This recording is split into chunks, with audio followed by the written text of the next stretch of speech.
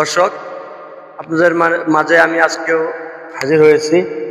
তো আমার আনোয়ার ভাইয়ের কাছে আজকে একটা রিকোয়েস্ট থাকবে যে একটা মনির খানের কষ্টের গান। এটা আমারও অনেক প্রিয়, মনির খানের গান আমি অনেক ভালোবাসি।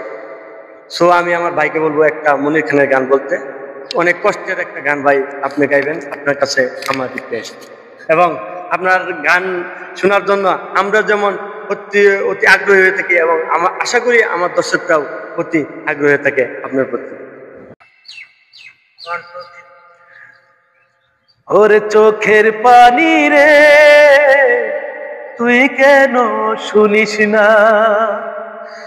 আমি কাঁদতে পারি না আর, তবু কেন থামিস না? হারাইবি যে তারে তুই আর, হারাইবি যে তারে তুই আর, খুঁজে পাবি না। এত বুঝাই তোরে, এত বুঝাই তোরে, তুই কেন বুঝিস না? ওরে চোখের পানি রে, তুই কেন থামিস না?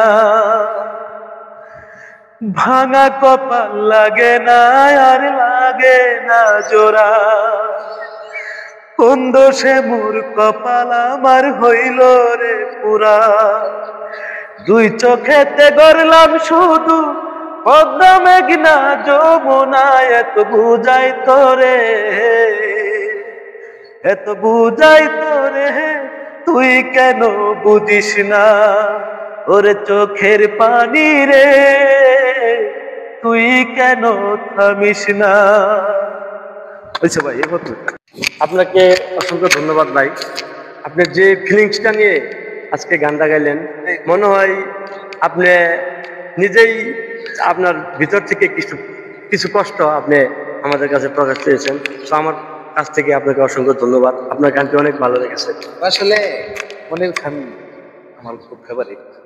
মনির খানের কথাটা স্মরণ হইলেই জানি কিরকম একটা অন্যরকম হয়ে যায়, এজন্য আর কি। ধন্যবাদ দর্শক। কেন তুমি এতটা প্রাসাদ আগুনে পুরালে, কেন ভালোবাসার সাজানো বাগান? কেন তুমি এতটা প্রাসাদ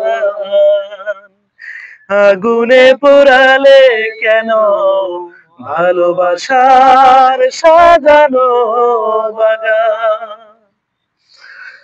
আমার দু চোখে তুমি কেন দিলে আশা, কেন যে হারাতে হলো এত ভালোবাসা?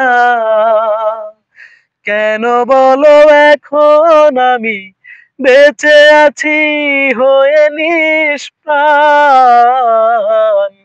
কেন তুমি এতটা প্রাসাদ আগুনে পুরালে, কেন ভালোবাসার সাজানো বাগান? কেন তুমি এতটা প্রাসাদ আগুনে পুরালে, কেন ভালোবাসার সাজানো বাগান? ঠিক আছে।